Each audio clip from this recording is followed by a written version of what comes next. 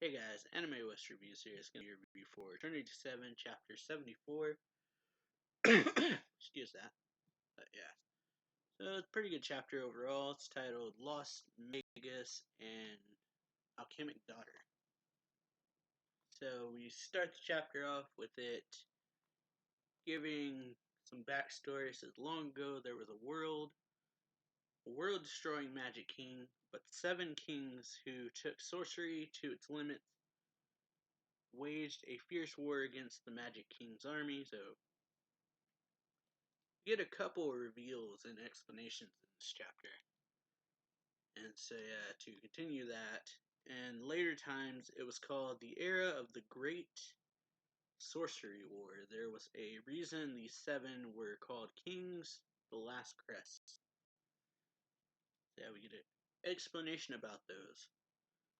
Various lost technica crowned with the names of demons that ruled over various archives. And it has like images kind of lots of destruction. And then it says they were ultimate sorceries that rewrote even the foundations of the world's laws. And in the background of that image you have the various throughout the series when they've used their last crests, like you see Artas, Lyses, or technically it's Lyses, and you see Levies, and one more that I have trouble making out.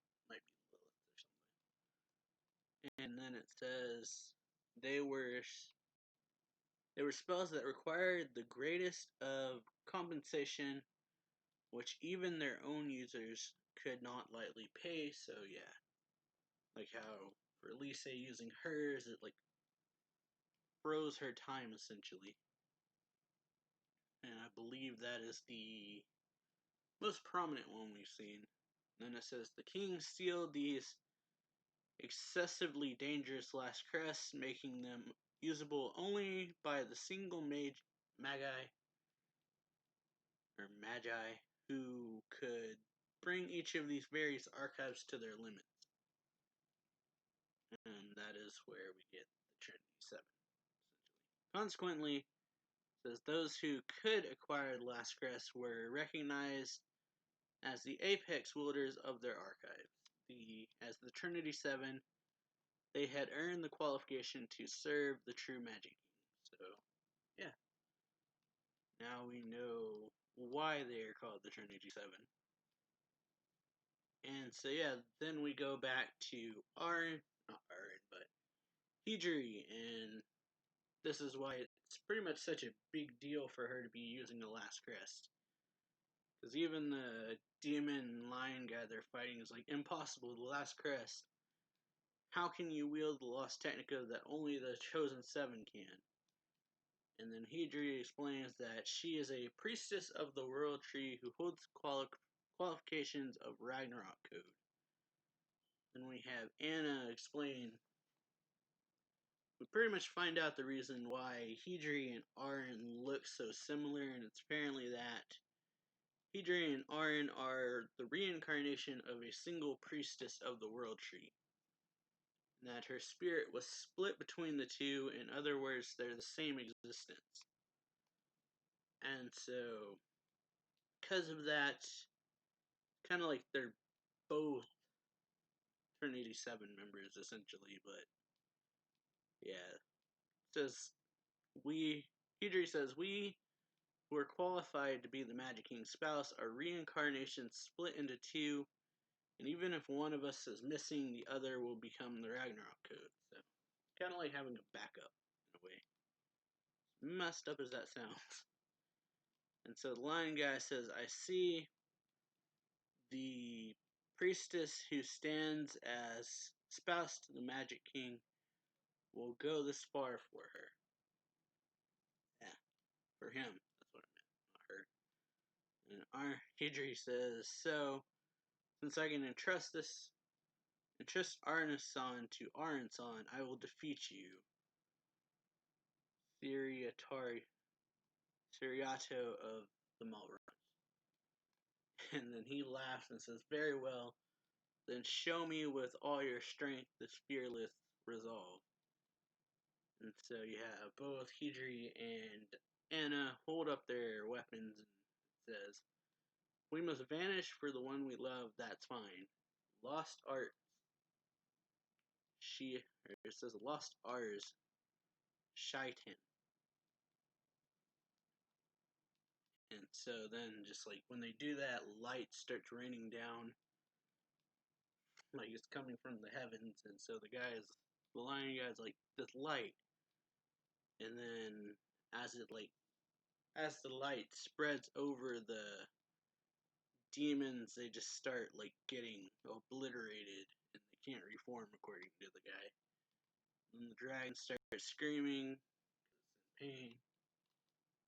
Even the guy is like, "Gah." And Lieber says, "Our Shaitan, the guiding concept of disintegrating existence itself." So yeah, it's pretty powerful. There exists a sorcery that shifts the last crest of era from a worldwide to a localized scale, so certainly this power is possible, but... And then you see the guy screaming, and then it says, "Not yet." Or he says, "Not yet. A mere restricted last crest is not enough to destroy me." So, going by what Lieber was saying, this spell would essentially probably destroy the world. That's what it sounded like. It sounded like it was supposed to like just rain down upon the world itself, but there was a way to like minimalize it or make it shine down in one specific area. And then you have Anna saying, "You used your own beast as a shield to protect yourself from destruction," and then Lever just being like, "Doesn't look like your magic is enough to beat this fellow, hmm?" And then it's Hidri's starting to collapse. She says, "So what now, my anti-magic king weapon?" Or Lieber says that, "At this rate, your dear wish will not come to pass." And then you see like pretty much the repercussion of her using the spell is like her arm starts like falling apart or like crumbling. And then Anna yells her name, and then she says, "Sorry, Anna-san, my body is already..." And then Arn appears saying, "Sorry to keep you waiting." And so it's a nice kind of color contrast. You have Arn wearing all white, and Hidri wearing all black. And then, yeah, Hidri is shocked that Arn's here. And she says, "I won't let you or Anna be destroyed. Husband would be sad." So pretty much she like adds her own power to the spell, which makes it stronger. And then she says, "The true R Shaitan overflows with the pure concept of disintegration. Even for the paladin class Malbranche, the two of us know the magic power of the three of us brings that concept into being, and no one can resist." And then he screams again, and then they seem like shocked because he summons like more beasts, and then he says, "Then allow me to unleash my greatest, most powerful technique." And then he like says, "Secret skill, Beast God Peerless Thrust," and he like punches upward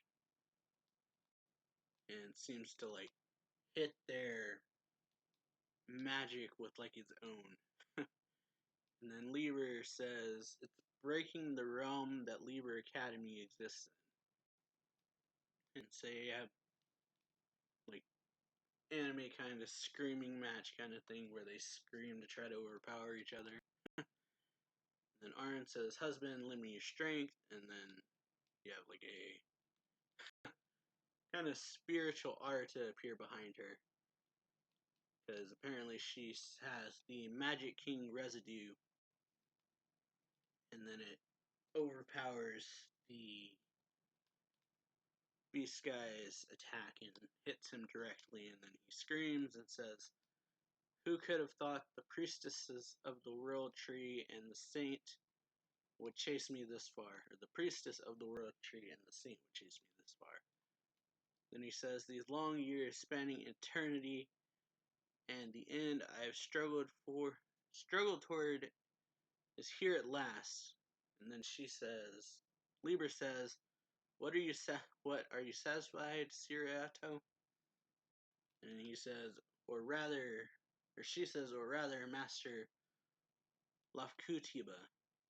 And then he says, it was not a bad path to try pursuing. And then Liber says, is that so? Then you are strong, my former friend. And then he yells, indeed, you too be diligent in your studies, Master Liber. And then he talks to Hydri, and Arin says, Saint and Priestess, I pray for your success in sorcery. And then they say, got it. Or, yeah. Hydri, I think, says, got it. Kind of hard to tell. Might be Arin. And then they say, yes. Okay, so, yeah. It's hard to tell, but Arin says, got it. Hydri says, yes. And then Anna says, Sir Yato-san, no Master Lafkutiba. And then he disappears and drops this, like, fang-looking item. And then Liber just says, now you can sleep for a while. And so, yeah, then all three of them are exhausted. Or at least Anna and Hydri, they fall to their knees. And then Anna saying, we made it, looks like our part's done. And then Hydri says, it's about time for me to take a break, huh? And Anna saying, I'm spent in magic and spirit power too. And you got Liber being like, Hydri, you'll be recuperating in the crystal, right? I'll send Anna back to Akasha Academy. And then you have Arin thanking them, or thanks Hydri, Liber, and Anna. Says, because of you, I now have strength to help husband. And they're just like, leave the world on this side to us, give our son our regards. And then Liber says, well, my prophecy hasn't overturned yet. There is no future but destruction for you, Trinity 7 and the Magic King candidate. I've warned you again and again, right? And then Arin says, yes, I know. Then we go back to Arta, and he was reviewing everything, so now he's relieved that they're all safe. Levy says it looks like Arin somehow defeated the Malbranche, so she'll be able to join up with us. And Mira is just like, but an opponent of that level can't be beaten without using a last crest. That is pretty worrying. Among the Malbranches, Levy saying, they all look super strong, you know. And Rubina's just like, yes, I'm the strongest, but the others are all super strong. It's actually kind of funny. And then you have Octo, Ilya, and Mina pretty much all hugging and smiling. Mina saying, in other words, today is winding down and the rest can wait for tomorrow. And so everyone seems to be going to rest. And then you have Arda going to his room and Rubin following, and then Lilith, yeah, got names mixed up. Being like, could you two please not go to the bath together? And then Rubin's just like, why not? Already done this and that in bath with him. Then Arn is just like, and I've done this and that plenty of times with Lilith. And she's just like, no, you haven't. Being falls on the floor like, no denial of plenty of times my loss. And then Lilith's just like, did I win something? And so she says, then we go kind of serious. Lilith's like, by the way, Rubin-san, ever since I came to this city, I'm feeling the magic power of Luxuria. So that seems to be the Malbranche of this floor is Luxuria. And then Rubin says, yes, the city, under governance of one of Malbranche, Wind of Dark Destruction, Libiku, something like that. Another new Malbranche artist says, and then someone says, Libiku uses the same, Rubin says, Libiku uses the same as you abyss alchemy. And then yeah. Lil's being like the same as me, and then her grimoire opens up saying, "Correct, I feel the same founder as Mama-sama." And then she yells, "Hermes Apocrypha." Arda has a reaction. And then Rubin says, "Strong magic, amazingly excellent grimoire." And then Lila says, "Since we're inside Dante's gate, my grimoire's power has become stronger, but..." And she tells Arda to touch it. And he says, "Are you sure?" And she says, "Yes. Battles going forward will most likely be even more dangerous. I need her help as well." And so, yeah, it was nice enough to make Lilim canon. It's cool. So if you haven't seen the movie, that is where she's from, or first appeared at least. And so she says, she appears as former Hermes Apocrypha. And then Rubin is just like, "Oh," and then Lilith is like blushing, and she says, Lilim says, "Mama, please take care. The city. I felt the presence of the highest grade alchemist, the Paladin Master Hohenheim." Yeah. Hohenheim is Lilith's, the Outer Alchemy's founder, or Outer Alchemic's founder. And that is the chapter. So, yeah. Overall, it was a really good one. I'm just kind of happy that Lilim is canon now. Really adorable. But yeah, be sure to leave a like, comment down below, subscribe for more anime reactions and reviews and stuff, as well as join the Discord, share the video, and yeah, I will see y'all later. So yeah, bye.